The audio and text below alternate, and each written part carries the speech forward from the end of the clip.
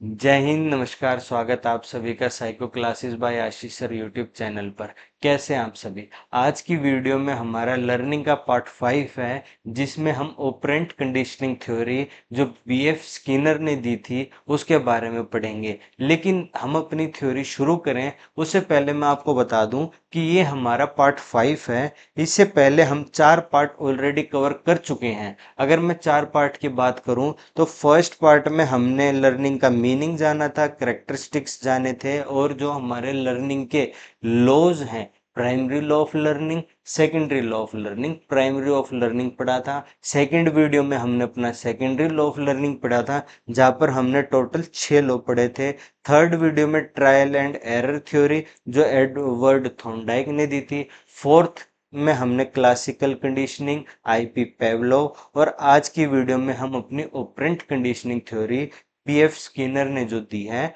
उसके बारे में पढ़ेंगे। इन्होंने जो अपना एक्सपेरिमेंट है वो रेट चूहे के ऊपर किया है। अगर आज की वीडियो में ऑपरेंट कंडीशनिंग थ्योरी से पहले उसके कुछ और नाम भी हैं, जैसे इंस्ट्रूमेंटल कंडीशनिंग, यंत्रीय अनुकूलन, रिस्पॉन्स स्टिमुलस थ्योरी, प्रतिक्रिया उद्दीपन सिद्धांत, प्रोग्राम इंस्ट्रूमेंट लर्निंग, कार्यक्रम निर्देश अधिगम, इसके बारे में बताया है। अगर बात करें ऑपरेंट कंडीशनिंग थ्योरी की, तो जो इसके कॉन्सेप्ट है, जो थ्योरी है, वो बीएफ स्किनर ने दी थी। इन्होंने कहा कि कोई व्यक्ति अगर अपनी इच्छा से, कोई व्यक्ति या कोई भी जानवर, कोई पर्सन या कोई एनिमल अगर अपनी इच्छा से, अपने मन से अगर कोई काम करता है तो वो उसकी ऑपरेंट कहलाती है, क्रिया प्रसूत कहलाती है, ऑपरेंट कंडीशनिंग कहलाती है, जिसमें बच्चा जो भी अपनी मर्जी से काम करेगा और उसमें उस बच्चे का कोई रिस्पॉन्स होगा तो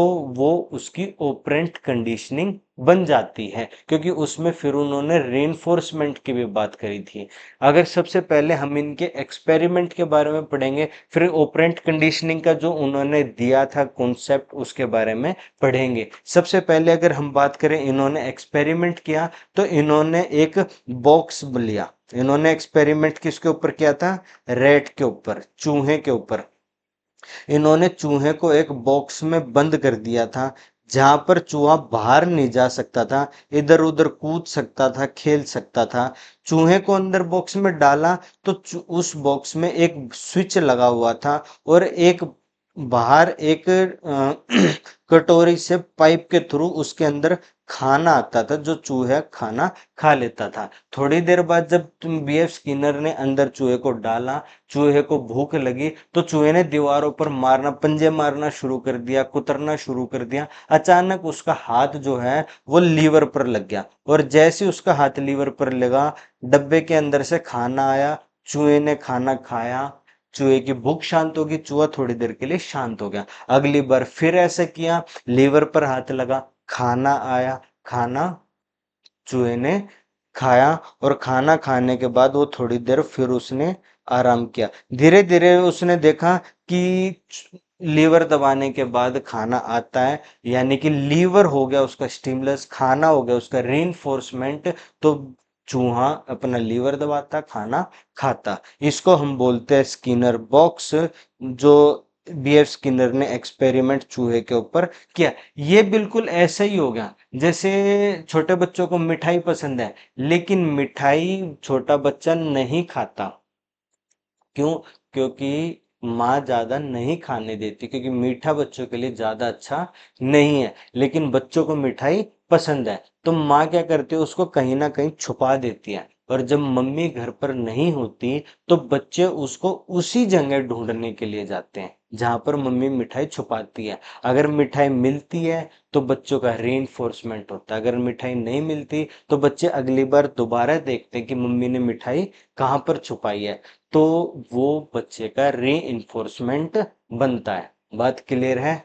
आगे चलें। अगर हम बात करें तो कुछ हमारे जो कोऑपरेंट कंडीशनिंग है उसके कुछ डिटर्मिनेशंस, निर्धारक बताए हैं। सबसे पहला जो हमारा निर्धारक बताया है वो है रीइंफोर्समेंट। अगर रीइंफोर्समेंट की हम बात करें, पुनर्बलन की बात करें, तो ये एक तरीके का हम बोल देते हैं इनाम होता है। ये एक तरीके का इनाम होता है। जैसे क्लास में बच्चे कोई अच्छा काम करते हैं, फिर टीचर्स क्या करते हैं, क्लैपिंग करवाते हैं। क्लैपिंग करवाना बच्चे का रीइंफोर्समेंट है, अगली बार के लिए मोटिवेशन देना। जैसे चूहे ने खाना खाया तो खाना उसका रीइंफोर्समेंट है, अगली बार के लिए मोटिवेशन देना कि हाँ, अगर मेरे को भूख लगे और अगर मैं मेहनत करूं तो मेरे को खाना मिल सकता है। ऐसे ही क्लास में अगर क्लैपिंग हुई, क्लैपिंग होने से बच्चों को मोटिवेशन मिलता है कि अगली बार मैं और बेहतर तरीके से काम कर सकूं। तो रेनफोर्समेंट हमारा फर्स्ट निर्धारक है, पहला निर्धारक है, जहां पर इन्होंने दो पार्ट बताए हैं। फर्स्ट है हमारा पॉजिटिव, सेकंड है हमारा नेगेटिव। अगर हम पॉजिटिव रेनफोर्समेंट की बात करें तो पॉजिटिव इन्फोर्समेंट होता है जैसे कि जब बच्चा 100 में से 90 मार्क्स ले आता है और क्लास में उसकी तारीफ की जाती है, प्रशंसा की जाती है, तो बच्चे को पॉजिटिव रीइंफोर्समेंट मिलता है अगली बार और बेहतर करने के लिए। लेकिन उसको सजा देना, बच्चा ज्यादा मार्क्स नहीं ला पाया तो बच्चे को समझाने के बजाय उसको सजा देना हमारा नेगेटिव इन्फोर्समेंट बनता है। और नेगेटिव इन्फोर्समेंट बच्चे के ऊपर नेगेटिव प्रभाव डालता है, ताकि बच्चा अगली बार उसको हमको करने के लिए डरता है। अगर बच्चा 100 में से 10 नंबर ले आता है तो क्लास में टीचर उसको डांटती हैं, और डांटती हैं तो वो बच्चे के ऊपर नेगेटिव प्रभाव भी डाल सकता है। और अगर नेगेटिव प्रभाव डालेगा तो बच्चा अगली बारी क्लास में पहल करने के लिए या फिर अच्छा एग्जाम को देने के लिए बच्चा डरता है। तो ये हमारा हो जाता है नेगेटिव रीइंफोर्समेंट। लेकिन क्लास में तारीफ करना, बच्चों को मोटिवेशन देना हमारा होता है पॉजिटिव रीइंफोर्समेंट। रीइंफोर्समेंट हमारे दो तरह के हैं। फर्स्ट है हमारा पॉजिटिव, जहां पर बच्चों को मोटिवेशन दिया जाता है, बच्चों की प्रशंसा दी जाती है, कुछ ना कुछ इनाम दिया जाता है। नेगेटिव हमारा होता है जहां पर बच्चा डर जाता है किसी चीज से।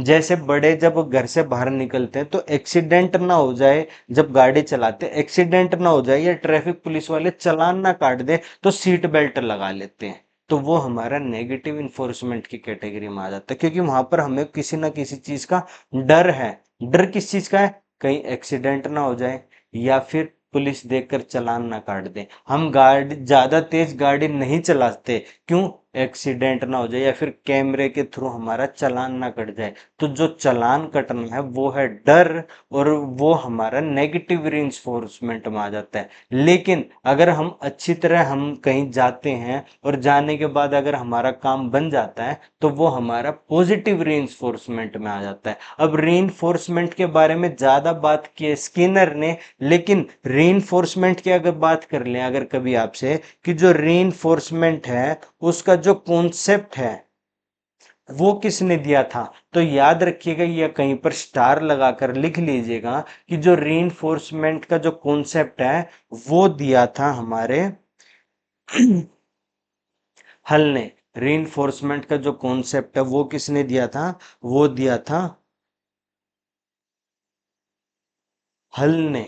अगर इसके बाद हम बात करें सेकंड की, तो हमारे आते हैं स्केड्यूल्स ऑफ रीइंफोर्समेंट।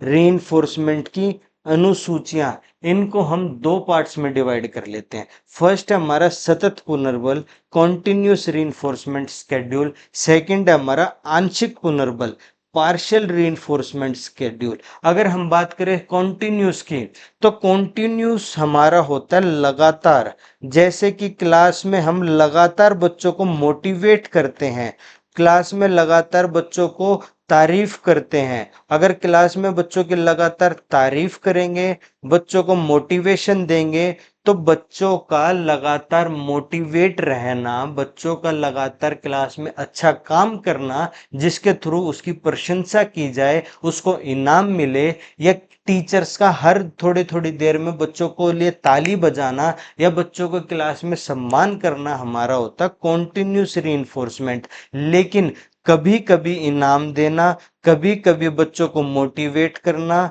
या कभी कभी बच्चों को तारीफ करना हमारा होता है पार्शल इसमें कोई भी हमारा एक फिक्स टाइम नहीं रहता, फिक्स टाइम नहीं रहता। जैसे कॉन्टिन्यूस, कॉन्टिन्यूस का मतलब होता है लगातार, हर 5-10 मिनट में, हर 5 मिनट में, हर 5 मिनट में बच्चों को मोटिवेट करने के लिए क्लैपिंग करवा देना। लेकिन पार्शल हमारा आंशिक पुनर्बल जो होता है वो लगातार नहीं होता। अब लगातार नहीं होता तो क्या करते हैं, ये एक फिक्स टाइम पर नहीं, कभी कभी, अब कभी कभी का मतलब होता है आंशिक, पार्शल, और लगातार का मतलब होता है कॉन्टिन्यूस। अगर हम उसके आगे हम बात करें अपनी, तो उसके आगे हमारा होता है जो हमारे पार्शल, आंशिक पुनर्बल की है, कुछ टाइप्स बताए गए हैं। जैसे निश्चित अनुपात अनुसूची, fixed ratio schedule, variable ratio schedule, fixed interval schedule, variable interval schedule. अगर हम बात करें हमारे फिक्स्ड रेशो की, तो इसमें हमारे होता है जैसे हर 10 मिनट में, हर 10 मिनट में, हर 10 मिनट में, हर 10 मिनट में हमारा रीइंफोर्समेंट होता है। विभिन्न अनुपात में हमारा होता है, कभी हमारा हो गया 10 मिनट में, 5 मिनट में, 7 मिनट में, 9 मिनट में, 12 मिनट में, 15 मिनट में, हमारे वेरिएबल होते हैं। फिक्स्ड इंटरवल का हमारा होता है कि हमारा हर एक क्लास में एक बच्चे का, यानी कि फिक्स होता हमारा कि हम डेली एक बच्चे को रीइंफोर्समेंट देंगे, डेली एक बच्चे को मोटिवेट करेंगे। और वेरिएबल हमारा होता है कि जहां पर हम एक बच्चा, कभी 2 बच्चे, कभी 3 बच्चे, कभी 4 बच्चे, ये ऐसे याद रखिए। निश्चित में हमारा होता है जैसे हम क्लास में क्वेश्चन पुट करते हैं ना, हम क्लास में क्वेश्चन पुट करते हैं, तो हम हर क्वेश्चन, जैसे हर 10 क्वेश्चन के बाद रीइंफोर्समेंट दें। विभिन्न में हम जैसे क्लास में जब क्वेश्चन पुट करेंगे, तो क्वेश्चन हम कभी 10 के बाद करें, कभी 2 के बाद करें, कभी 3 के बाद करें। निश्चित अंतराल में हम अगर टाइम इसमें करें, तो हम हर 10 मिनट में करें। और वेरिएबल में अगर हम करें, तो वेरिएबल इंटरवल में कभी 10 मिनट में कर लेंगे, कभी 2 मिनट में कर लेंगे, कभी हम अपना 4 मिनट बाद रीइंफोर्समेंट देंगे, कभी हम अपना 12 मिनट बाद रीइंफोर्समेंट देंगे। तो आप ये आराम से याद रखिएगा, फिक्स्ड रेशो जहां पर आ जाती है उसको आप समझ लीजिए क्वेश्चन के थ्रू। अगर वेरिएबल रेशो जहां आ जाती है वो भी हमारा हो जाता है क्वेश्चन के थ्रू। लेकिन अगर इंटरवल हमारा हो जाता है, तो वो आप समझिएगा टाइम के थ्रू। वेरिएबल इंटरवल हमारा आप समझिएगा टाइम के थ्रू। रेशो हर 10 मिनट के बाद अगर हम करेंगे तो इन रीइंफोर्समेंट, तो वो हमारा हो जाता है फिक्स्ड रेशो। लेकिन 10 के बाद 2 आ जाता है, फिर 3 आ जाता है, फिर 4 आ जाता है, फिर हमारा 15 आ जाता है अचानक, तो वो हमारा वेरिएबल रेशो आ जाता है। हर 10 मिनट में अगर हम करते हैं, तो वो हमारा फिक्स्ड इंटरवल हो जाता है। लेकिन 10 मिनट के बाद हमने 12 मिनट पे करा, 12 मिनट के बाद अचानक हम 30 मिनट पे करते हैं, तो वो हमारा हो जाता है वेरिएबल इंटरवल स्केड्यूल। अगर इसके बाद हम बात करें, तो हमारे जो क्लासिकल कंडीशनिंग थी, जो आईपी पेवलोव ने दी थी, और हमारी ऑपरेंट कंडीशनिंग है जो हमारी बीएफ स्किनर ने दी है, इन दोनों के बीच का डिफरेंस क्या है? अगर हम बात करें डिफरेंस बिटवीन, क्योंकि दोनों बहुत मिलती जुलती सी हैं। उन्होंने डॉग के ऊपर दी थी, इन्होंने रेट के ऊपर दी है। उन्होंने हमारे उन्होंने हमारे जो स्टिमुलस था उसमें एक चीज ऐड करने के बाद रिस्पॉन्स बताया है, इन्होंने रीइंफोर्समेंट के बारे में बताया है। तो क्या डिफरेंस है? अगर आपसे कल को पूछ ले कि क्लासिकल और ओपरेंट कंडीशनिंग के बीच में क्या डिफरेंस है, तो हम आसान बात समझ सकते हैं कि जो क्लासिकल कंडीशनिंग है वो आईपी पेवलोव ने दी है, जो हमारी ओपरेंट कंडीशनिंग है वो हमारी बीएफ स्किनर ने दी है। जो हमारी ऑपरेंट कंडीशनिंग है वो हमारी बीएफ स्किनर ने दी है। इसमें जो हमारी क्लासिकल कंडीशनिंग है, इसमें जो हमारा रिस्पॉन्स होता है वो स्टिमुलस के अंडर कंट्रोल होता है। क्योंकि घंटी बजी थी, याद कीजिए घंटी बजी थी तभी स्लाइव आया था। तो अगर स्टिमुलस नहीं मिलेगा तो रिस्पॉन्स भी नहीं मिलेगा। और हमारी जो ऑपरेंट है इसमें जो हमारा जो रिस्पॉन्स है वो हमारा स्वतंत्र होता है। अगर रिस्पॉन्स करेगा तभी रीइंफोर्समेंट मिलेगा। अगर चूहे ने लीवर का बटन दबाया तभी उसको खाना मिला। क्लासिकल में स्टिमुलस के ऊपर रिस्पॉन्स होता है, लेकिन ऑपरेंट में रिस्पॉन्स के ऊपर रीइंफोर्समेंट होता है। अगर हम बात करें क्लासिकल कंडीशनिंग की, तो सीएस और यूएस हमारे परिभाषित डिफाइंड होते हैं, क्योंकि घंटी घंटे जो हमारी बजी, भोजन जो हमें दिया, वो सारे हमारे डिफाइंड होते हैं। लेकिन हमारे जो ऑपरेंट होती हैं उसमें सीएस डिफाइंड नहीं होता, क्योंकि जैसा रिस्पॉन्स होता है वैसा ही हमारा स्टिमुलस होता है, रीइंफोर्समेंट होता है। अगर हम बात करें क्लासिकल कंडीशनिंग की, तो इसमें जो यूएस है उस पर हम अपना कंट्रोल कर सकते हैं, लेकिन ऑपरेंट कंडीशनिंग में हम अपना नहीं कर सकते हैं। यूएस हमारा क्लासिकल कंडीशनिंग में जो हमारा यूएस होता है, जैसे हमारा यूएस आईपी पेवलोव ने भोजन बताया था, तो जो हमारा यूएस होता है वो हमारा इनएक्टिव हो जाता है, क्योंकि बाद में जो हमारा रिस्पॉन्स है वो घंटे पर चला जाता है। लेकिन इसमें हमारा ऐसा नहीं होता। तो आज का हमारा जो ऑपरेंट कंडीशनिंग थ्योरी थी वो क्लियर हुई होगी। अगर कोई डाउट है तो नीचे कमेंट सेक्शन में जरूर पूछेगा। आज की वीडियो में इतना ही। आप वीडियो को लाइक कीजिए, शेयर कीजिए, चैनल को सब्सक्राइब कीजिए। मैं मिलता हूँ आपसे अगली वीडियो में। तब तक के लिए thank you, bye bye, take care, जय हिंद।